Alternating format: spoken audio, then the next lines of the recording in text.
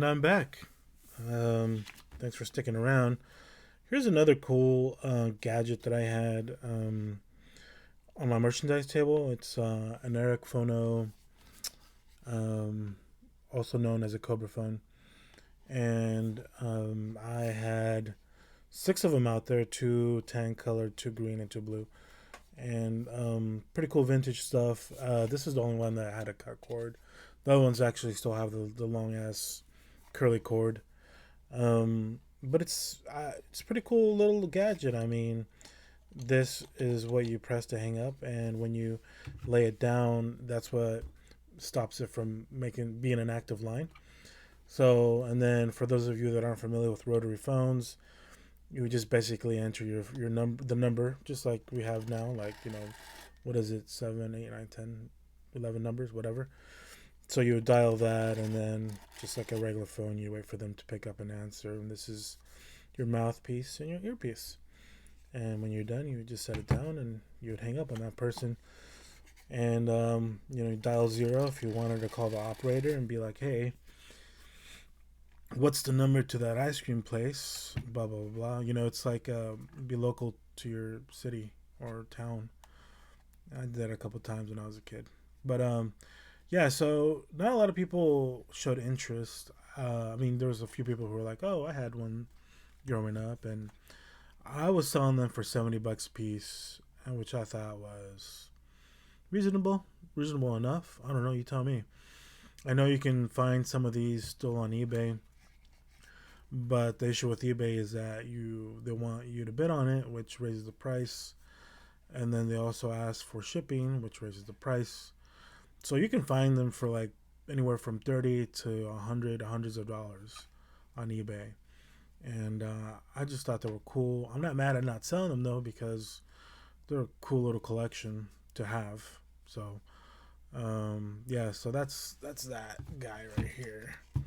And what else? Oh yeah, I was also selling this guy. It's a little desk lamp, very vintage, very old school. It folds into this little leg,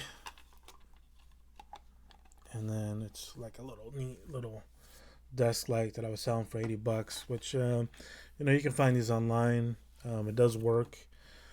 I think to sell them for like over $100 or whatever. And this is not, it's old, so obviously it's gonna have its little scruff marks and whatnot. But it adds character to your space. It adds spice. It adds flavor. You know, I'm sure you can go to Target and just buy those kind of decorations, but I mean, I don't know.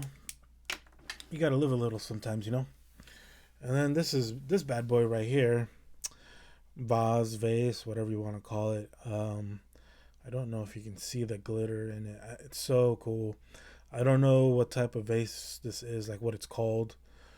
I just like that. They almost look like candies melted into the glass, right? So if you're a glass blower or in this field or know what it's called or what it's worth, that'd be nice to know. There's no maker's mark, no um, stamps or stickers, but pretty cool vase. It's pretty hefty. I love it. And like I said, I'm not mad I didn't sell it, but I don't even remember what I was selling it for. I think like $80 or $100 or something. So what do you think? Do you think it's a cool vase? Do I have bad taste? I'm gonna start rapping here in a second. Okay. So that's the kind of stuff I had on my merchandise table. But I was gonna oh yeah, I was gonna mention on my tips and tricks. Not really a trick, but more of a tip. My experience was that most people ask for either Venmo or Zelle, which kind of surprised me because I figured, like Apple Pay. For me, Apple Pay is so much easier to use. But I mean, they're all relatively easy. But Zelle and Venmo were the popular ones. So make sure that those two apps are on your phone and available and ready to use. And I know that sometimes it can be a pain in the ass. I had an issue with Venmo. It didn't let me add my phone number in there, so I just told them that I couldn't use Venmo at the moment. And then The couple days before the flea market, I went to the bank and got like a bunch of ones and a bunch of fives. So, which I used a little bit of, not much. I still have the envelope full of fives and ones. So, you should probably at least have some change. And then the other thing, too, is I was thinking about taking a mirror, but I was like, no, it's probably not going to need it. But a lot of people asked for mirrors, and I was like, well, my neighbor, has a mirror. Why don't you go ahead and see if they'll let you use it?